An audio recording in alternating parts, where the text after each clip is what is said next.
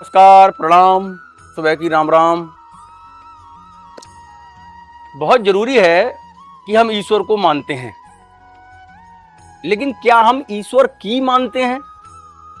मेरा कहने का तात्पर्य यह है और इस परिक्षेप में है कि वृंदावन में अभी कुछ दिन पहले एक व्यक्ति पकड़ा गया जो आईआईटी से पास आउट था और वहां पर बाबा बनकर रह रहा था। बाबा बनकर लेक्चरर बनकर रह रहा था, जो धार्मिक और आध्यात्मिक प्रवचन करता था, और उसने सैकड़ों महिलाओं का शोषण किया। अभी 2-4-5 दिन पहले ही बिहार में एक कथावाचक पकड़े गए, जो उन पर भी एक युवती के यौन शोषण का आरोप लगा। तो इस परिचय में मैं कहना चाहता हूं कि हम ईश्वर को मानते हैं, लेकिन ईश्वर की नहीं मानते हैं, क्योंकि श्रीमद् भगवद गीता में स्वयं जगतगुरु श्री कृष्ण कहते हैं कि अखंड मंडलाकारम व्याप्तम येन चराचरम तत्पदम दर्शितम येन तस्मै श्री गुरुवे नमः।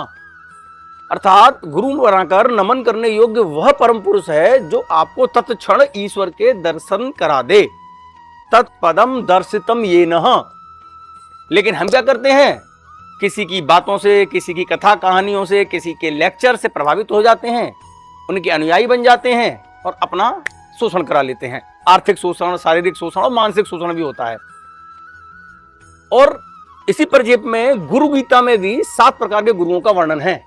सूचक, वाचक, बोधक, निषिद्ध करके 7 प्रकार के गुरुओं का वर्णन है, जिसमें जो 7वें प्रकार के गुरु हैं, परम गुरु, उन गुरु को ही पूर्ण माना गया है और उन गुरु को ही कहा गया है कि इन्हीं के अनुसारक बनना चाहिए और इन्हीं की शरणागत होना भी चाहिए।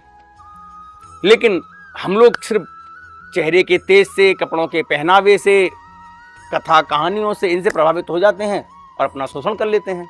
इसलिए प्रभु अपने धर्म ग्रंथों को पढ़िए। जब धर्म ग्रंथों को पढ़ेंगे तो ईश्वर की दिव्य वाणियों को पढ़ पाएंगे, और पढ़ पाएंगे तो उनकी मान पाएंगे। इसलिए सिर्फ ईश्वर को मत मानिए, ईश्वर की भी मानिए। जय जय श्री राधे। प्रणाम।